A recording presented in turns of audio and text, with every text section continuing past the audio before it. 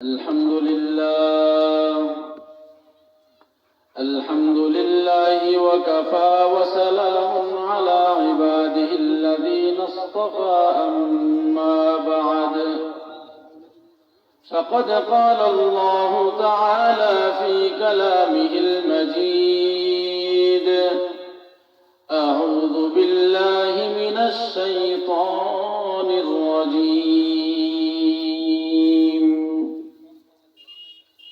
وما نقموا منهم إلا أن يؤمنوا بالله العزيز الحميد صدق الله. وعن علي بن أبي طالب رضي الله تعالى عنه أن رسول الله صلى الله عليه وسلم قال: إذا فعلت أمتي 15 خصلة حل بها البلاء. فقيل: وما هن يا رسول الله؟ إلى آخر الحديث. اللهم صل على محمد النبي الأمي وعلى آله وسلم تسليما. يا رب صل وسلم دائما أبدا على حبيبك خير الخلق كلهم بلغ العلا بكماله كشف الدجى بجماله بلغ العلا بكماله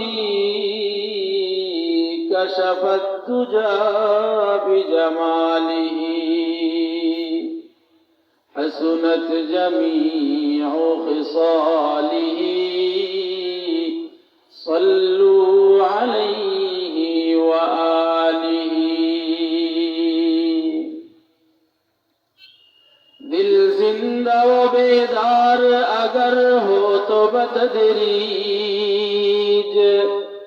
दिल जिंदा व बेदार अगर हो तो बतदरीज, बंदे को आपा करते चश्मे निगरा और अल्फाज मानी में तफा, अल्फाज मानी में तफावुत नहीं, लेकिन मुल्ला की अदा और मुजाहिद की अदा और परवाज है दोनों का उसी,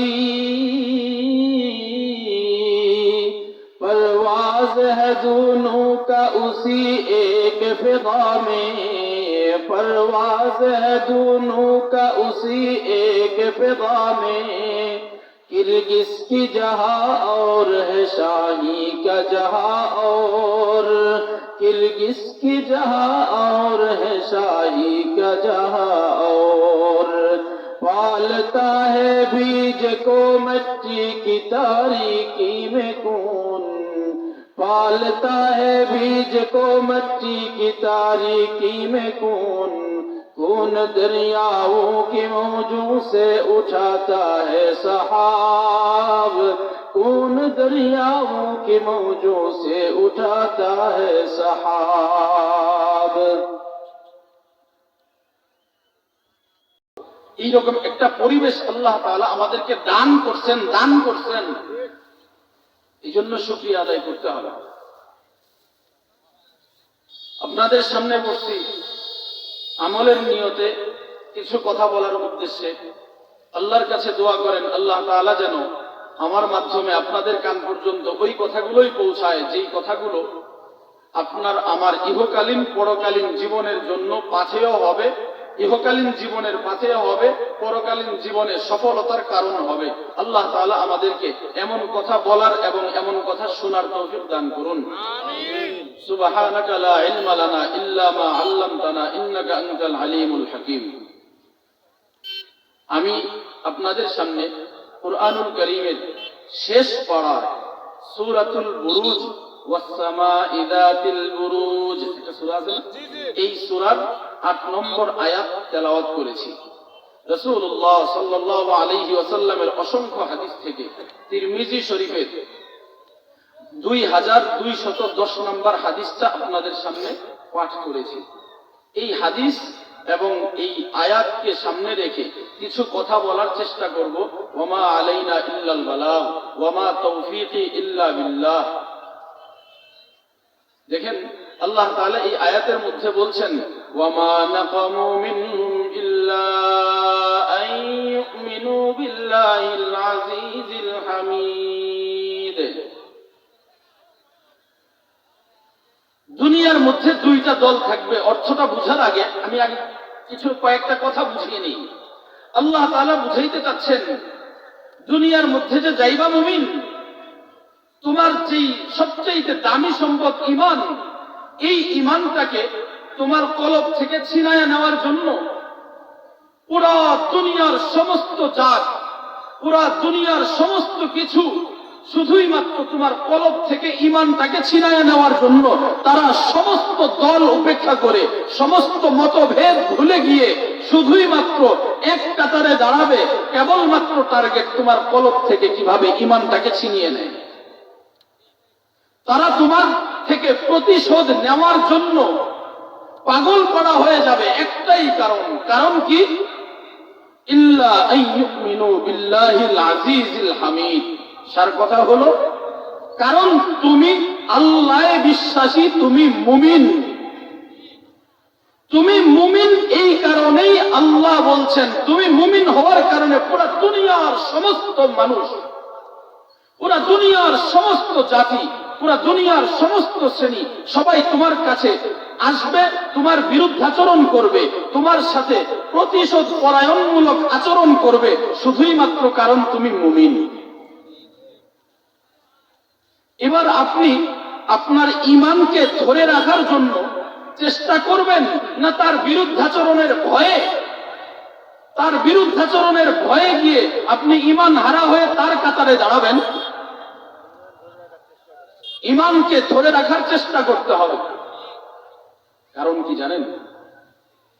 এই যে আসমান এখনো আমাদের মাথার উপর ছায়া, ছাদ আকারে, এই যে জমিনটা আমাদের জন্য বিছানা, এই যে নির্মল আবহাওয়াটা, বাতাসটা আপনার আমার জন্য সুন্দর নির্মল, এই যে সূর্যটা আপনি দেখছেন আপনার মাথার উপর দিয়ে উদয় হচ্ছে, অস্ত যাচ্ছে, রাতে সুন্দর আকাশে সুন্দর মিষ্টি আলো দেওয়ার জন্য চাঁদ উঠছে, এই সব কিছুই কেবলমাত্র মুমিনের ঈমানের জন্য।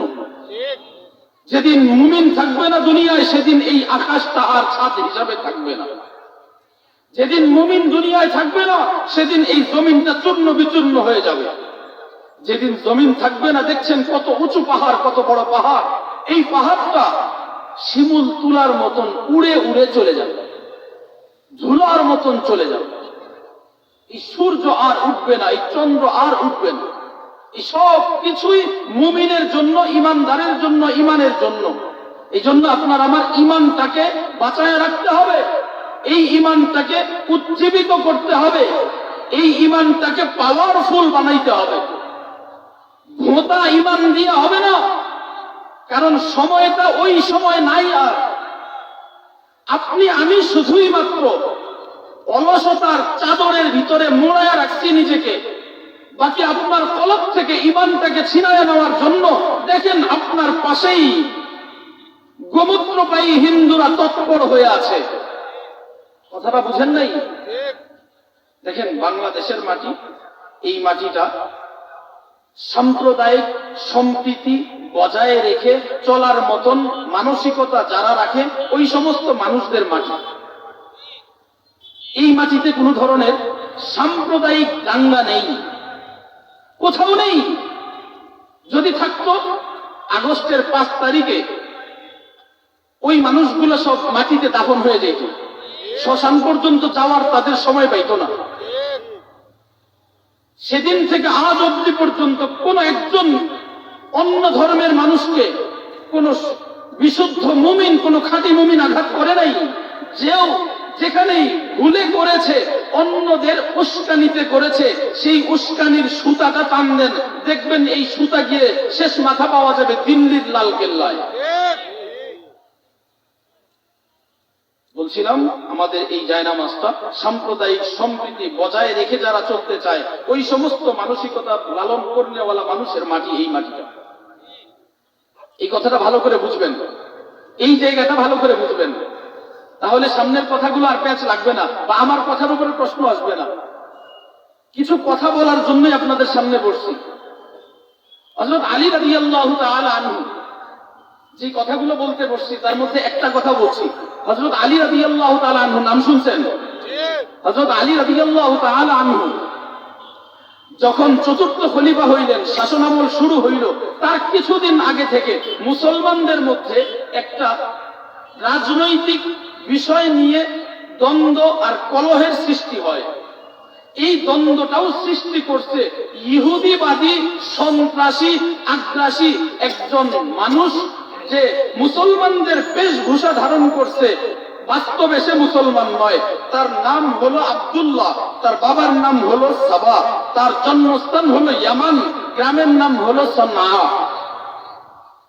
আব্দুল্লাহ ইবনে সাবা ইয়ামানের সনআ থেকে মুসলমানদের বেশভূষা ধারণ করলো, ধারণ করে সে মুসলমানদের ভিতরে এমন ভাবে ঢুকলো যে সে তাকে পার্থক্য করাই মুশকিল। সে এমন ভাব ধরলো যে সে অত্যন্ত বড় বুজুর্গ।